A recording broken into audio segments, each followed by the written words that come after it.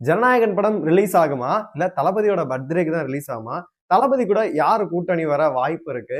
செங்கோட்டையன் கட்சியில இருப்பாரா இல்ல தாய் கழகத்துக்கு மீண்டும் இணைஞ்சிருவாரா?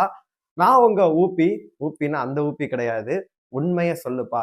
இந்த வீடியோலயாச்சும் உண்மையை சொல்ல ட்ரை பண்றேன். வாங்க வீடியோக்குள்ள போயிடலாம். அதாவது எவ்வளோ அப்படியே ஜவ்வா இழுத்து கொண்டிருக்கிறது. 9ஆம் தேதி படம் வர வேண்டியது பாத்தீங்கன்னா ஆல்மோஸ்ட் வந்து என்னென்ன கேஸ் போயிட்டு இருக்குன்னு சொல்லிட்டு உங்க எல்லாருக்குமே நல்லாவே தெரியும். இப்ப கடைசியா வந்து எங்க நிக்குது அப்படின்னா, தனிநபருக்குள்ள நீங்களே விசாரிச்சுக்கங்கப்பா, அவங்களுக்கு அவகாசம் கொடுன்னு சொல்லிட்டு திரும்பி அங்கேயே போயிருக்கு. அடடடடா! இது இப்போதைக்கு முடியாது போல அப்படின்ற மாரி, தளபதியோட ஃபேன்ஸ் எல்லாமே வந்து கடைசியா ஒன் லாஸ்ட் டான்ஸ் பார்த்துட்டாச்சும் போயிடுறோம் அப்படின்னு சொன்னா, கடைசியா வந்து இப்ப ஆல்மோஸ்ட் பிப்ரவரியே வந்துரும் போல இருக்கு. இதுக்கப்புறம் விட்டாங்க அப்படின்னா, 1 மாசத்துக்கு அப்புறமேட்டு ஆல்மோஸ்ட் வந்து படம் வரதுக்கான வாய்ப்பே கிடையாது போல இருக்கு. அந்த மாரி தான் போயிட்டு இருக்கு. அதனால எலக்ஷன் அப்புறமேட்டு வரதுக்கான வாய்ப்புகளும் இருக்கிறது. இல்ல எதுவும் நடந்துச்சு, பாசிபிலிட்டிஸ் இருந்துச்சு அப்படின்னா, கண்டிப்பா வந்து இப்ப வரதுக்கு வாய்ப்பு இருக்கு. இல்லன்னா ஜூன் போச்சு அப்படின்னா, தளபதியோட பர்த்டேக்கு வரதான் வாய்ப்பு இருக்கு. அது எலக்ஷன் ரிசல்ட்ட பொறுத்து அப்படின்னே சொல்லலாம். இப்போ வரைக்கும் பார்த்தீங்கன்னா, வந்த தகவலின்பட படம் என்ன நிலைமையில இருக்குன்னே தெரியல. இப்ப வேற ஏதோ நோக்கி வந்து பார்த்தீங்கன்னா, படம் போயிட்டு இருக்கு. வந்து மத ரீதியா வந்து இருக்கு. அது மட்டும் ராணுவ குறியீடுகள் இருக்கு. அப்படின்ற மாரி படத்தோட டைமென்ஷனே வேற மாரி போயிட்டு இருக்கு. அதனால சொல்றதுக்கு ஒண்ணும் இல்ல. வாய்ப்பே இல்ல போல இருக்கு அப்படின்னு தான் இருக்கு. இன்னைக்கு ஒரு நியூஸ் வந்து பார்த்தீங்கன்னா, பிரேக்கிங்கா போயிட்டு இருக்கு. என்ன அப்படின்னா, சீனியர் ராமதாஸ் அவர்கள் வந்து பார்த்தீங்கன்னா, 2 நாளா வந்து திமுக அவர்கள் வந்து எதிர்த்து பேசிட்டு இருக்காரு. ஒருவேளை தளபதி கூட போயிருவாரா? ஏன்னா அவங்களோட சன் வந்து பார்த்தீங்கன்னா, ஆல்மோஸ்ட் டிஎம்கேல சாரி ஏடிஎம்கேல போயிட்டாப்ல சேர்ந்துட்டாங்க. அவங்கள்ட்ட தான் வந்து சின்னமும் இருக்கு. இவர் வந்து ஃபீல் பண்ணி பேசிட்டு இருந்தாங்க. இப்ப 2 நாளா வந்து பார்த்தீங்கன்னா, டிஎம்கேக்கு அகைன்ஸ்டா வந்து ஒரு சில விஷயங்கள்லாம் பேசிட்டு இருந்தார். அப்பயே நம்மளுக்கு இவரு அவங்க கூட கூட்டணி அப்படின்னு சொல்லிட்டு நெறைய விஷயங்கள்லாம் போயிட்டு இருந்துச்சு. சப்போஸ் அவங்க கூட கூட்டணியா இருக்குமோ, இத்தன சின்னங்கள் ஒதுக்கீடு அப்படின்ற மாரிலாம், இத்தன இடங்கள் ஒதுக்கீடு அப்படின்ற மாரிலாம் போயிட்டு இருந்துச்சு. கடைசியில இப்ப பார்த்தா, தளபதியோட ஒரு கூட்டணி வருவாரு அப்படின்ற ஒரு விஷயங்களுமே போயிட்டு இருக்கு. 1 மாசமா காங்கிரஸே அப்படிதான் சொன்னாங்க. அதாவது தளபதி கூட அவங்க போறாங்க. பிரவீன் சக்கரவர்த்தி ட்வீட் பண்ணிட்டாரு.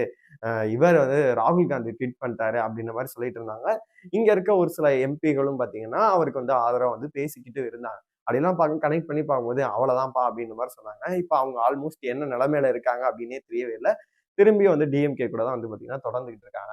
இப்ப யாராச்சும் ஒருத்தர் வந்து போனாங்க அப்படின்னா 2, 3 பேர் வந்து போனாங்க அப்படின்னா, இது ஒரு மும்முனை போட்டியா கண்டிப்பா இருக்கும். இல்ல அப்படின்னா கன்ஃபார்ம் அது வந்து 2 முனை போட்டியா தான் இருக்கும். ஒண்ணு என்டிஏ அலைன்ஸ், இன்னொன்னு வந்து பார்த்தீங்கன்னா, திமுகவோட இந்தியா கூட்டணி இந்த அலைன்ஸ் தான் இருக்கும். அதுல வந்து யார் யார் இருக்காங்கன்னு சொல்லிட்டு உங்களுக்கு நல்லாவே தெரியும். 3வது ஒரு அணி வந்து ஃபார்ம் ஆகணும் அப்படின்னா, தளபதி கூட யாராச்சும் ஒருத்தர் போகணும். ஆல்மோஸ்ட் டிடிவி போவாருன்னாங்க, தேமுதிக போவாருன்னாங்க. இந்த மாரி எல்லாத்தையும் சொல்லிக்கிட்டே இருந்தாங்க. ஆனா கடைசியில வந்து அவர் வந்து அந்த கேஸ் முடிஞ்சு சிபிஐ முடிச்சு இங்க வந்து ஒரு இது அட்டெண்ட் பண்ணும்போது விசில் சின்னத்த அறிமுகப்படுத்தினால அப்ப என்ன சொன்னார்ன்னா, நட்பு கழகம் வந்தாலும் சரி, வரலாட்டியும் சரி, மக்களோட நாங்க கூட்டணி வைக்கிறோம் அப்படின்னு சொல்லிட்டு அறிவிச்சுட்டாரு. அதுக்கு முன்னாடி வந்து மோடி அவர்கள் தமிழ்நாட்டுக்கு வரும்போது அவரோட மேடை ஏறுவாரு அப்படின்ற மாதிரிலாம் அனௌன்ஸ்மெண்ட் போயிட்டு இருந்துச்சு. ஆனா எதுவுமே நடக்கவே இல்லை. இப்போ வரைக்கும் அவர் தனியா தான் இருக்காரு அப்படின்னே சொல்லலாம். அடுத்த கட்ட நகர்வுகள் என்ன நடக்க போகுது அப்படின்னு சொல்லிட்டு நம்ம பொறுத்திருந்து பார்ப்போம்.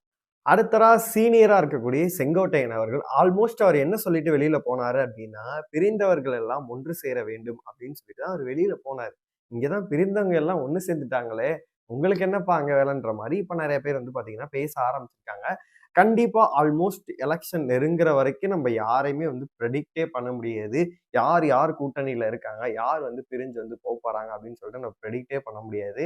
என்ன வேணா நடக்கலாம். ஆனா என்னைய பொறுத்தளவு இந்த 2026 வந்து சட்டமன்ற தேர்தல் வந்து கண்டிப்பா வந்து மிகப்பெரிய ஒரு வந்து இதாவே இருக்கும். ஏன்னா வந்து யாரு வின் பண்ணுவாங்கன்றத விட பார்க்கறதுக்கு முன்னாடி யார் யாரெல்லாம் கூட்டணியில இருக்க போறாங்க, யார் யாரெல்லாம் கூட்டணி மாறப் போறாங்க, என்ன நடக்க போகுது, இல்ல தொங்கு சட்டசபை அமையுமா, என்ன நடக்க போகுதுன்னு சொல்லிட்டு ஒரு ட்விஸ்டடாவே போயிட்டு இருக்கு.